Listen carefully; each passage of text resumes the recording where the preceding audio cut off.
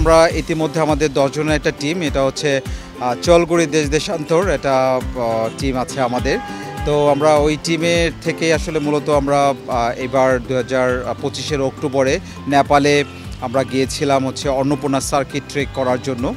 যদিও আমরা তার আগে এই টিম নিয়ে আমরা দেশে বা অন্যান্য দেশে অনেক পাহাড় আমরা করেছি, ট্রেক করেছি। তো এইবারই মাউন্টেন ট্রেকিং যদি বলেন তাহলে এইটাই হচ্ছে ফার্স্ট আমাদের মাউন্টেন ট্রেকিং। আমরা আলহামদুলিল্লাহ সফলতার সাথে 5416 মিটার আমরা ট্রেক করে এসেছি। অনেক বিপদসংকুল এরিয়া ছিল, অনেক টাফ সিচুয়েশন ছিল, ডেঞ্জারাস কিছু রোড ছিল।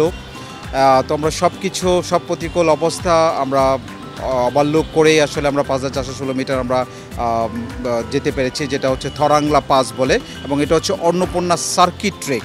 হ্যাঁ, অন্নপূর্ণাতেও কিন্তু আরও একটা ট্রেক আছে, যেটা হচ্ছে যে আপনার অন্নপূর্ণা বেস ক্যাম্প বা অন্নপূর্ণা নর্থ ট্রেক আছে, কিন্তু আমরা অন্নপূর্ণা সার্কিট ট্রেক করেছি, সেটা হচ্ছে সবচেয়ে বড় ট্রেকিং।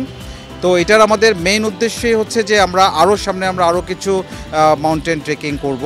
যেমন আমাদের নেক্সট প্ল্যান আছে যে আমরা মেরাপিকে যাব, যেটা 6476 মিটার, এবং আরও এরকম বেশ কয়েকটা আমরা 6500-7000 মিটার আমরা সামিট করব ইনশাল্লাহ নেক্সট 3 or 4 মান্থে।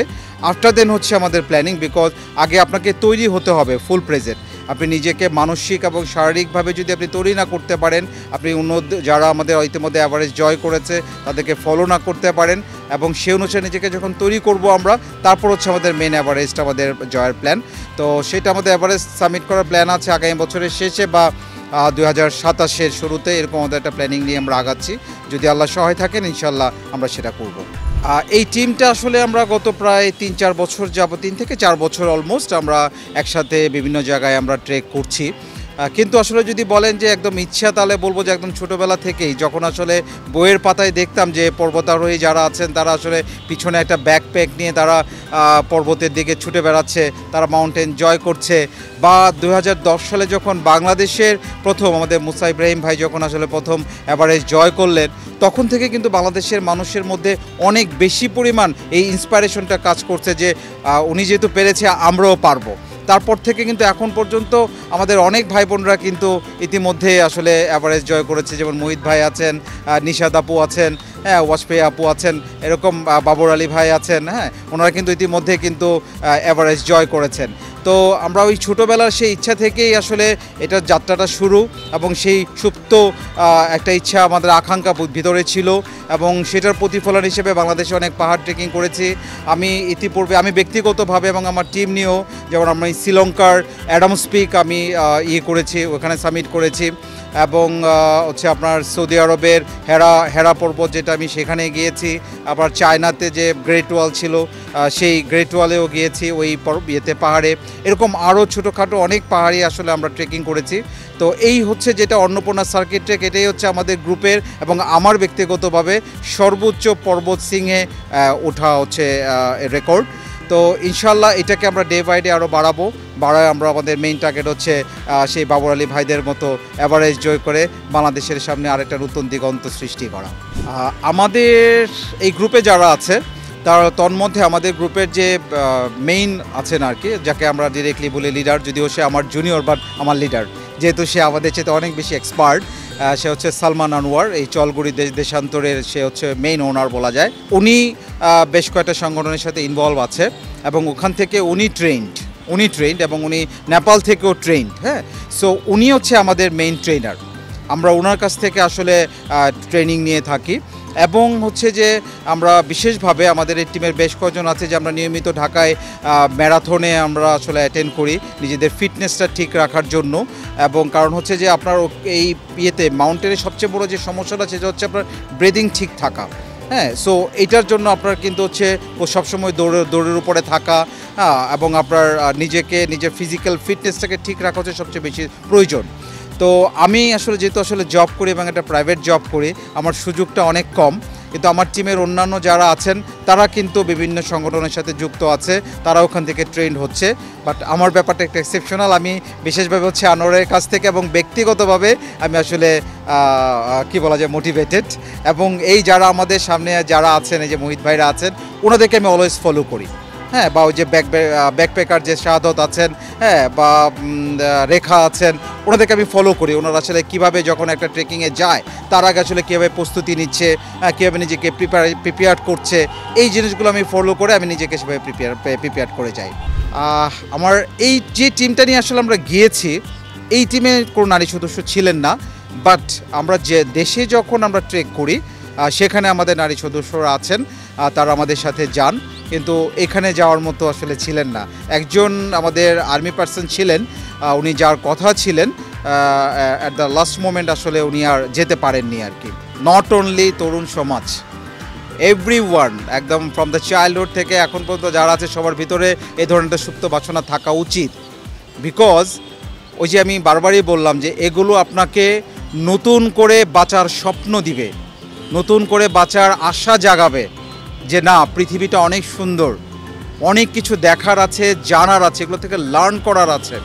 আপনি সেগুলো নিজের জীবনের এক্সপিরিয়েন্সের যে ঝুলি আছে সেটাকে আপনি আরও সমৃদ্ধ করতে পারবেন। আপনি নিজেকে মনে হবে প্রতিনিয়ত যে না, আপনি কিছুই না, আপনি একেবারে ক্ষুদ্র এই পৃথিবীতে। হ্যাঁ, আপনাকে বিনয়ী হতে সহযোগিতা করবে। আপনি যত বেশি বিনয়ী হবেন, যত বেশি জানবেন, তত বেশি কিন্তু আপনি আসলে দেশকে, সমাজকে সার্ভ করতে পারবেন। আমাদের দেশে তাকায় দেখেন আপনি, মোস্ট অফ মানুষ কিন্তু করাপ্টেড। ওয়াই? বিকজ তাদের মধ্যে এই প্রকৃতির নির্যাসটুকু নাই।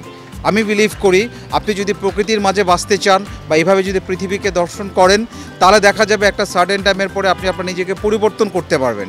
আমি এই তরুণ সমাজ বলেন বা অন্য যে জেনারেশন আছে, সবাই যদি আসলে এই ধরনের ট্রেকিং বা এই ধরনের আপনার ট্রাভেলিং করে, আমি বিলিভ করি তাদের মধ্যে পরিবর্তন আসবে, মানসিক পরিবর্তন আসবে। আর যখন মানসিক পরিবর্তন আসবে তখন এই সমাজ এবং দেশ অবশ্যই পরিবর্তিত হবে। আসলে আমাদের একটাই স্লোগান যে আমরা পৃথিবী দেখব, প্রকৃতি দেখব এবং মানুষের মাঝখানে মানবিকতা বিলিয়ে দিব। সকলের স্টেমিনা তো কখনোই সেম হবে না, এক একজনের বডি ল্যাঙ্গুয়েজ বা বডি স্টেমিনা এক এক রকম। হ্যাঁ, তা ছিল। আমরা 10 জন গিয়েছি, তো আলটিমেটলি আমরা কিন্তু 10 জনই কিন্তু থরংলা পাসে আমরা আসলে উঠতে পারিনি। আমাদের মাঝখানে আমরা 5 জন এই 5416 মিটার পর্যন্ত আমরা যেতে পেরেছি, বাকি 5 জন কিন্তু যেতে পারেনি। এটার মেইন কারণ ছিল তারা একটা সার্টেন টাইমের পরে আপনার ফিজিক্যালি তারা সিক হয়ে পড়েছিল। এটার একটা কারণ ছিল যে আসলে যতই আপনি উপরে উঠেন ততই কিন্তু অক্সিজেনের লেভেলটা কিন্তু কমতে থাকে। সেক্ষেত্রে দেখা যাচ্ছে যে আপনার বুকের উপরে প্রেশার পড়ে, আপনার ব্রিদিংয়ের সমস্যা হয়, নাক দিয়ে ব্লাড বের হয়, পা হাত পা একটু ফেটে যায়, বা হচ্ছে যে মুখে আর্দ্রতা, শরীরে আর্দ্রতার সৃষ্টি হয়। আমরা কিন্তু প্রচুর পরিমাণ গরম কাপড় আমরা নিয়ে গেছি, কিন্তু তার মাঝখানেও আমাদের 5 জন আসলে ফিজিক্যালি আনফিট হয়ে পড়ছে। সেটা হচ্ছে আমরা যখন তেলিচু লেক 4919 মিটার পর্যন্ত আমরা তেলিচু লেকে উঠে যখন আমরা আবার ব্যাক করছি, তারপরে আমরা অন্য একটা প্রান্ত থেকে আমরা আসলে থরংলা প্লাসে গিয়েছি, ওনারা আর যেতে পারেনি। বাট এই পর্যন্ত আমরা দেখা যাচ্ছে যে অনেকেই একটা সার্টেন টাইমের পরে আর পারছিল না। তখন বিশেষ করে আমি যেটা করতাম, যেহেতু আমি অ্যাজ এ সিনিয়র গাই এই ইয়ের মধ্যে, চলগড়ি দেশান্তরের এই গ্রুপের মধ্যে, তো যেটা করতাম যে ওকে, যে আসলে একটু ব্যাকে পড়ে যাচ্ছে তাকে হয়তো আমরা একটু স্টে করে ওনাকে আবার সামনে তুলে নিয়ে আসতাম, নিয়ে এসে আবার তাকে একটু দাঁড়াতাম, তাকে একটু রেস্টে দিতাম। হ্যাঁ, বা তাকে আমরা হচ্ছে আমাদের সাথে অনেক থাকতো, খাবার থাকতো, পানি থাকতো, বা এনার্জেটিক কিছু ড্রিঙ্কস থাকতো, আমরা সেগুলো তাকে আবার একটু খাওয়াতাম, আবার তাকে চাম নিয়ে এসে দেন আবার আমরা যেতাম। যদিও ওখানে কিন্তু অল্টারনেটিভ কিছু ওয়ে আছে, আই মিন আপনি চাইলে পোর্টার সার্ভিস নিতে পারেন, আপনি চাইলে হর্স সার্ভিস নিতে পারবেন, কিন্তু সেগুলো তো আসলে প্রপার ট্রেকিংয়ের যে আনন্দটুকু সেটা বা অ্যাচিভমেন্টের যে আনন্দটুকু সেটা পাওয়া যাবে না।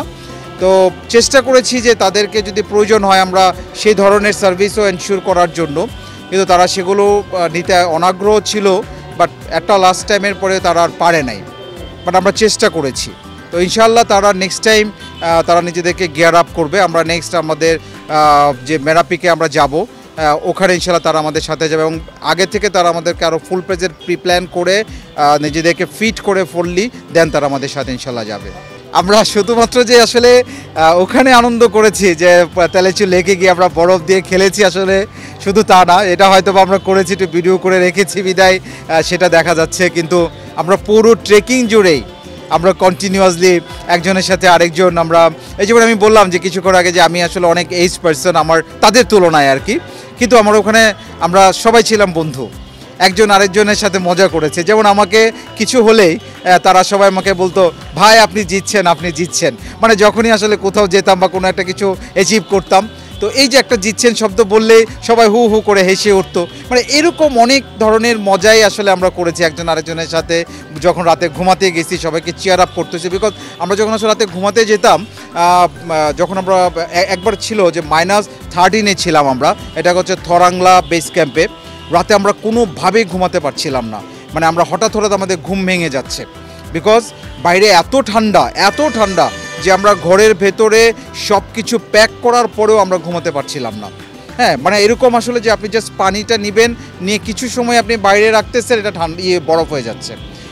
ঝর্ণা থেকে পানি পড়তেছে, আমি ওয়াটারফলের পানি আমরা দেখছি পানি পড়তেছে সন্ধ্যায়, পরে দেখি যে এটাও বরফ হয়ে গেছে, মানে জাস্ট এরকম ব্যাপারটা। তো এই জায়গার মধ্যে আসলে ঘুমানো হার্ডলি ডিফিকাল্ট, বাট ওই জায়গার মধ্যেও আমরা কি করলাম, তখন হচ্ছে রাতেরবেলা আমরা মিলে বসে রেস্টুরেন্টে গিয়ে সবাই গান গাওয়া শুরু করলাম।